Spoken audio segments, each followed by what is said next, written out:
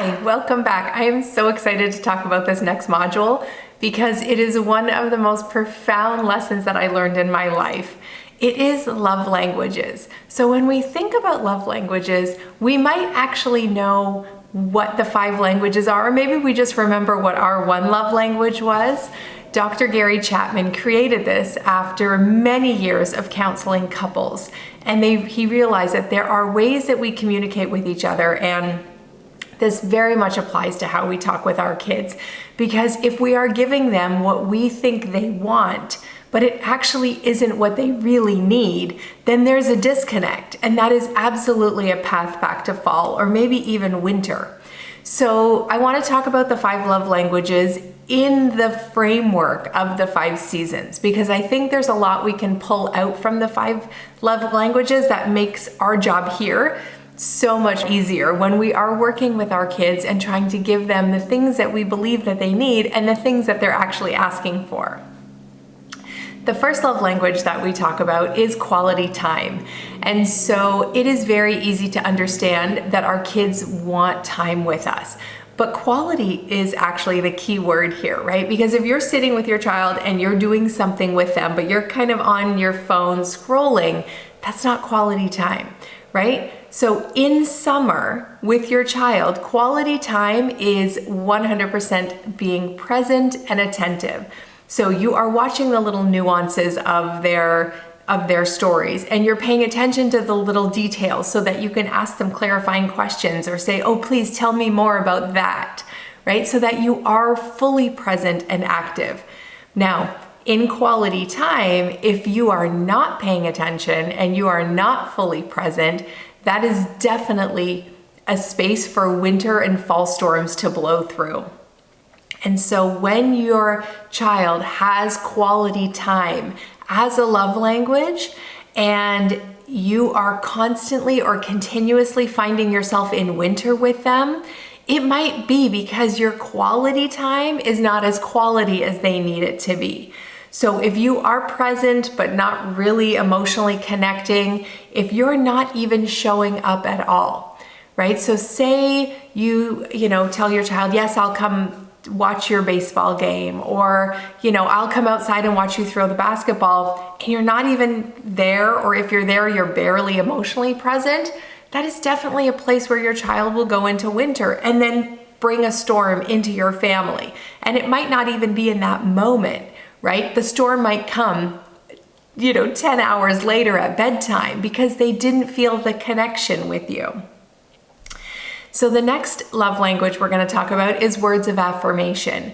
And this is where you speak words to your child and you affirm them in some way. So you are explaining to them in many words something that you appreciate, or something that you want to let them know about, or something you want to tell them or educate them on in a way that encourages them and supports them.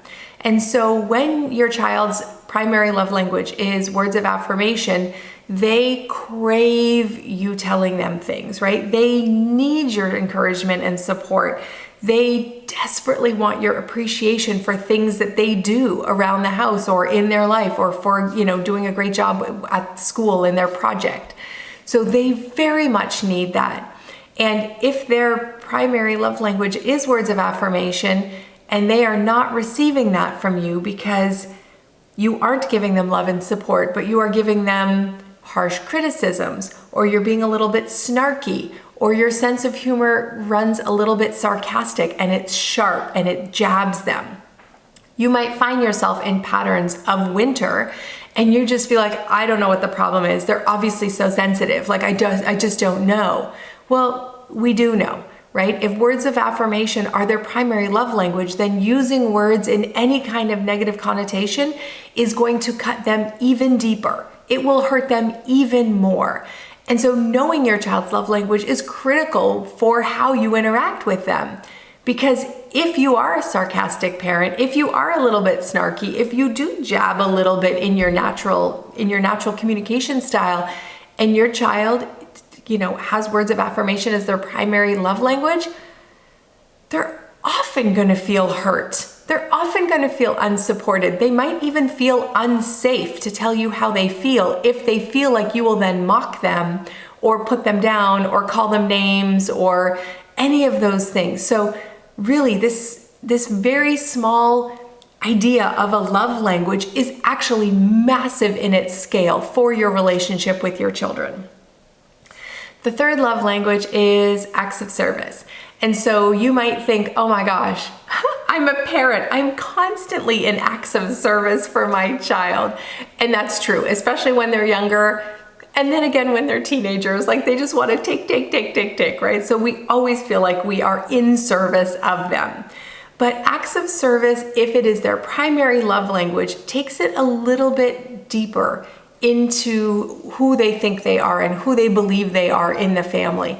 And they want to feel supported, and they want to know that if they need help, you are going to sit with them shoulder to shoulder and help them through the thing. Or maybe you might just take it over and take care of it for them. So if they're not feeling well, you might think, really, they can just get up and they can just heat up some soup and, they can totally do that. They're not that sick. But if acts of service is their primary love language, if that's how they feel love and that's how they express love, then it would be amazing. An amazing act of love to go and heat up the soup when you know they're not feeling well, or put Vicks on their chest, or, put fuzzy socks on their feet and tuck them in. Because that is the act of service that they crave as evidence that you love them and that you show them love by how they see it, how they understand love.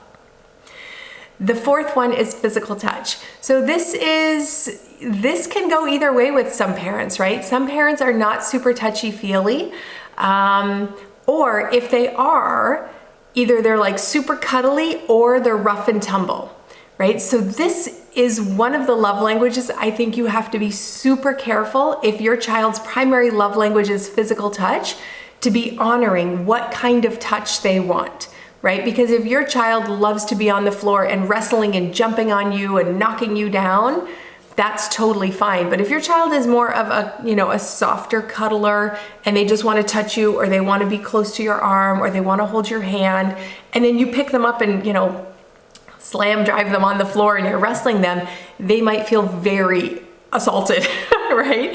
Because that is their love language of physical touch, but not that kind of physical touch. So please know your child very well before you do any of the physical touch stuff that's a little bit more extreme. But if physical touch is their primary love language, then pay attention to how close you stand. Pat them on the back if they do something well, or just rub their shoulders if you're standing behind them in the kitchen and, talking about what dinner is going to be. If you're playing a game, you can be close and play, right? So maybe it wouldn't be tennis where two people are way, far apart. Maybe you play different games where you're a little bit closer together. Maybe you play basketball because your child likes to be closer. So knowing that physical touch is their primary love language helps you even inform how you interact with them and how you play with them, so that they're like, oh, I feel so much love from my parent, from my mom or my dad, or, my caregiver. I feel it, right? And they will, because that's how they understand love. Now, winter, if your child's primary love language is physical touch, is any way of using physical force or domination in a power kind of hungry way, in a controlling way, in a dominating way, in an angry way. So any kind of physical contact in anger, any kind of threats, of violence, or complete withholding of affection, and really it's the silent treatment, but in a physical way, right? Where you just absolutely withhold all affection. That is massive winter and really blizzard and really bad. It's so bad. So please, if your child's love language is physical touch, be very careful how winter shows up in your family, because that is just a very complex space.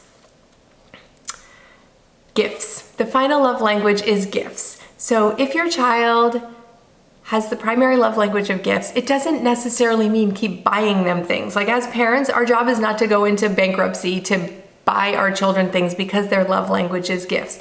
It actually isn't about the thing, it really is about the meaning. So your child, if their love language is gifts, they would rather you find a small heart-shaped rock on the beach and write a little card than buy them something from the airport if you're traveling, right? So gifts doesn't necessarily just mean the stuff. It means, can you demonstrate your love in a physical token, but it have meaning, right? Because if you just buy your child something and it has no meaning, and it's just like, here, I bought you something, that emptiness actually makes them feel bad for wanting a gift from you. But a gift is really just a physical, manifestation of an emotional feeling. So it is a thing that they can hold on to. It's a photo, framed of the two of you. It is, handmade cards. It's a cookie in the shape of a sloth because they love sloths, whatever, right? So it's the meaning and the feeling behind that. And of course, winter, if your child's love language is gifts, is completely forgetting gifts altogether.